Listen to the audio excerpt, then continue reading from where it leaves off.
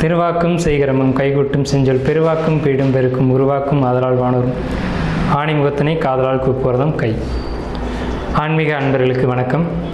நாம் இந்த டாப்பிக்கில் பார்க்கக்கூடிய தலைப்பு அப்படிங்கிறது 12 ராசி அல்லது 12 லக்னங்கள். இந்த 12 ராசிக்காரங்களும், அதாவது குறிப்பிட்ட அந்த லக்னக்காரங்க, இந்த ராசிக்காரங்க போய் வழிபட வேண்டிய கோயில் எது, போகக்கூடாத கோயில்கள் எது அப்படின்ற விஷயத்தை தான் நம்ம பார்க்குறோம். அது என்ன சார் போகக்கூடாத ஆலயம்னு இருக்குமா அப்படின்ட்டு நீங்கள் கேட்குற மைண்ட் வாய்ஸ் எனக்கு கேட்குது. என்னென்னு கேட்டிங்கன்னா, எல்லாருக்கும் எல்லா விஷயங்களும் சரியாக இருக்கிறது இல்லை. அப்போ ஒரு சிலருக்கு ஒரு சில ஆலய வழிபாடுகள் சாதகமாக இருக்குது, ஒரு சிலருக்கு ஒரு சில வழிபாடுகள் பாதகமாக இருக்குது. இப்போ அவங்கவுங்களுடைய கிரக நிலைகளை பொறுத்து அது வந்து நம்ம அமையுது. இப்போது நம்ம ஒரு காய்ச்சல் போனோம் அப்படின்னா காய்ச்சலுக்கான மருத்துவத்தை மட்டும்தான் நம்ம எடுத்துக்கணும்.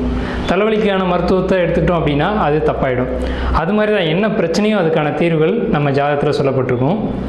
அந்த மாதிரி தான் அந்த 12 ராசிக்காரங்களுக்கும் 12 லக்னக்காரங்களுக்கும் அந்த லக்னத்தை பொறுத்தும் ராசியை பொறுத்தும் கிரகங்களை பொறுத்தும் சில வழிபாடுகள் ஏற்றதாகவும் சில வழிபாடுகள் பாதகமாகவும் அமையும். ஸோ அதை தான் நம்ம இந்த வீடியோவில் பார்க்க போகிறோம். திருவாக்கும் செய்கரமும் கைகொட்டும் செஞ்சல் பெருவாக்கும் பீடும் பெருக்கும் உருவாக்கும் ஆதலால் வானோரும் ஆணை முகத்தினை காதலால் கூப்புவதும் கை. இப்போ நம்ம இந்த டாப்பிக்கில் என்ன பார்க்குறோம் அப்படின்னா, கும்ப ராசி மற்றும் கும்ப லக்னம், அதே மாதிரி அவிட்ட நட்சத்திரம், சதய நட்சத்திரம், பூரட்டாதி நட்சத்திரம், இந்த நட்சத்திரக்காரங்க, இந்த ராசிக்காரங்க, இந்த லக்னக்காரங்க வழிபட வேண்டிய தெய்வங்கள் என்ன அப்படிங்கிறதையும் தவிர்க்க வேண்டிய வழிபாடுகள் என்ன அப்படிங்கிறதையும் நம்ம பார்க்குறோம்.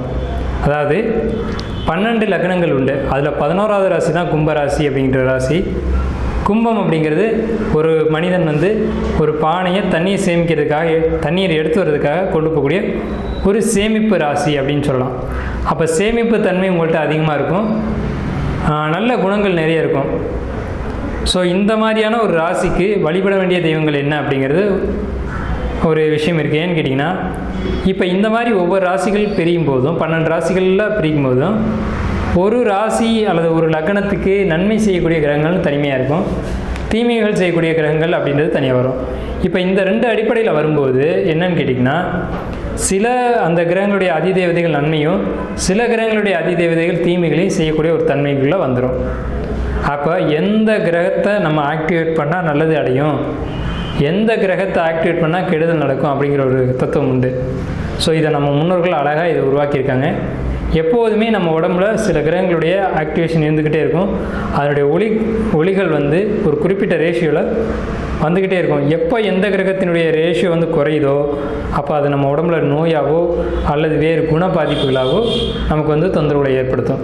அப்போ எல்லா கிரகங்களுடைய ஒரு கதிர்களும் சரியான விதத்தில் நமக்கு கிடைக்குது அப்படின்னா நம்ம ஒரு நல்ல நிலையில் வாழ்வோம் அப்படிங்கிறதுல மாற்றம் இல்லை. ஸோ அந்த அடிப்படையில் தேவையான கதிர்களை நம்ம உடம்புல உள்வாங்கிறதுக்கும் தேவையற்ற அதாவது அதிகபட்சமான ஒளி அலைகளை நம்ம குறைச்சிக்கிறதுக்கு தான் இந்த வழிபாடுகள் நம்ம சொல்கிறோம். ஸோ இது ஒவ்வொரு ஜாதகத்துக்கும் தனிப்பட்ட முறையில் மாறும், எல்லா ஜாதகத்துக்கும் ஒரே மாதிரி வராது. நாம் இப்போ சொல்கிறது வந்து பொதுப்படையான விஷயம்தான். அவர்களுடைய சுய ஜாதகப்படி அந்த எந்த கிரகத்தை பிடிச்சி எந்த தெய்வத்தை நம்ம வணங்கணும் அப்படிங்கிற ஒரு தன்மை உண்டு. அது வந்து நீங்கள் நம்மளை காண்டாக்ட் பண்ணிங்க அப்படின்னாலோ அல்லது உங்களுக்கு தெரிஞ்ச உங்கள் ஜோசியர்களை அணுகினாவோ அது சொல்லிவிடுவாங்க, நீங்கள் அதை ஃபாலோ பண்ணிக்கலாம்.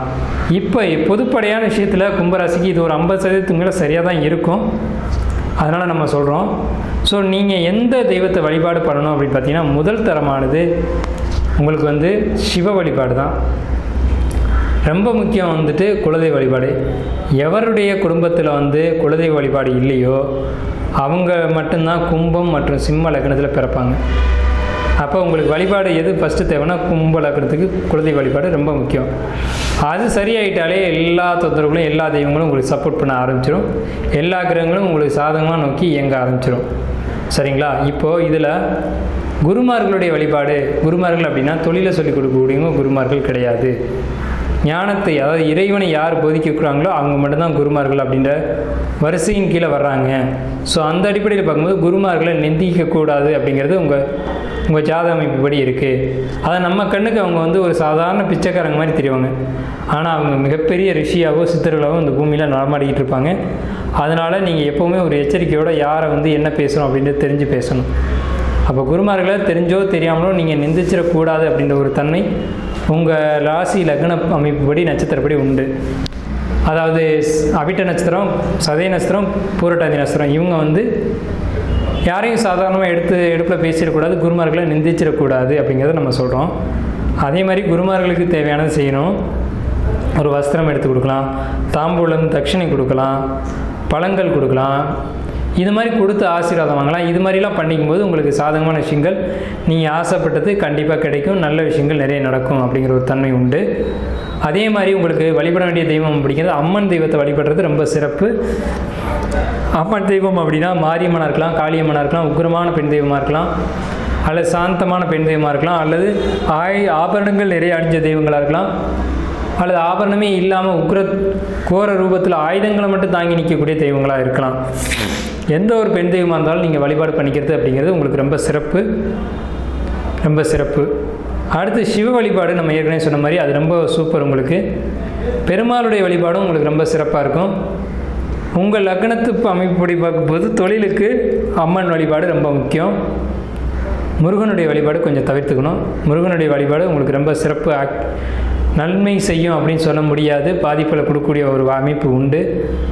உங்கள் லக்ன அமைப்புப்படி நீங்கள் ஒரு 70 கிலோமீட்டருக்கு உள்ளே இருக்கக்கூடிய தெய்வங்களை மட்டும்தான் வழிபாடு செய்யணும். ரொம்ப லாங் ட்ராவல் பண்ணி போய் வழிபாடு செய்யக்கூடாது அப்படின்ற ஒரு அமைப்பு இருக்குது. அதே மாதிரி தெய்வங்களுடைய மந்திரங்களாக இருக்கட்டும், எது ஒன்றா இருக்கட்டும், வாயால் நீங்கள் வந்து பாடணும் அப்படிங்கிற ஒரு அமைப்பு இருக்குது. இப்போ கந்த சஷ்டி கவசம் படிக்கலாம், வேல்மாறல் பதிகம் படிக்கலாம், அதே மாதிரி திருப்பாவை, திருவம்பாவை, சிவபுராணம் இதெல்லாம் அதிகமாக படிக்கும்போது, குறிப்பாக நீங்கள் பஸ்லேயோ அல்லது ஏதோ ஒன்று ட்ராவலிங்கில் இருக்கும்போது இதை உச்சரிச்சுக்கிட்டே நீங்கள் போகலாம். ரெஸ்ட் டைமில் நீங்கள் அதிகமாக அதை வந்து பாடலாம், 4000 தீப பிரபந்தம் படிக்கலாம். இந்த மாதிரி உங்கள் வாயால் உச்சரிக்கும் போது அதுக்குன்னு தனி மகத்துவம் உண்டு. அது உங்களுக்கு ரொம்ப பாசிட்டிவாக உங்களுக்கு அது மாறும், உங்களுக்கு ரொம்ப சப்போர்ட்டிவாக அது இருக்கும். அதே மாதிரி உங்களுக்கு நீங்கள் வந்து அபிஷேகத்துக்கு சந்தனம் வாங்கி கொடுக்கறது, பன்னீர் வாங்கி கொடுக்கறது, இளநீர் வாங்கி கொடுக்கறது, இந்த மாதிரி நீங்கள் அபிஷேகத்துக்குன்னு ஒரு பணம் கட்டுறது, இதெல்லாம் ரொம்ப சிறப்பு. யாக யஜ்யங்கள் நெருப்பு நீங்கள் பயன்படுத்திடக்கூடாது, தீபங்களுக்கு எண்ணெய் வாங்கி கொடுத்துடக்கூடாது.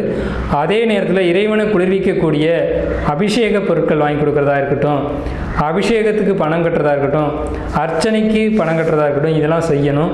இதெல்லாம் செய்யும்போது கும்பராசி கும்பலக்கணமாக இருக்கக்கூடிய உங்களுக்கு ரொம்ப பாசிட்டிவான ஒரு அமைப்பு இருக்கும். இப்போ சொன்னது எல்லாமே சந்திரனுடைய அடிப்படையில் சொன்னது. சந்திரன் திரவ பொருள், சந்திரன் நீர் கிரகம், திரவமான விஷயங்களை நீங்கள் ஆக்டிவேட் பண்ணிக்கலாம். நெருப்பு, அக்கினி இது சம்மந்தப்பட்ட விஷயங்களை நீங்கள் குறைச்சிக்கணும் ஆக்டிவேட் பண்ணுறதுக்கு. அதே மாதிரி கும்பராசி கும்பலக்கணக்காரங்க உங்களுக்கு திருமணம் நடக்கலை, திருமணத்தில் தடை அல்லது லவ் மேரேஜ் அதுக்கு எல்லாம் எதிர்ப்பு தெரிவிக்கிறாங்க அப்படின்ற பட்சத்தில் யாக யஜ்யங்களுக்கு பணம் கட்டலாம். அது ஏன்னா 7ஆம் இடம் நெருப்பு வீடாக வருது அப்படிங்கிற பட்சத்தில் அதை நீங்கள் பயன்படுத்திக்கலாம்.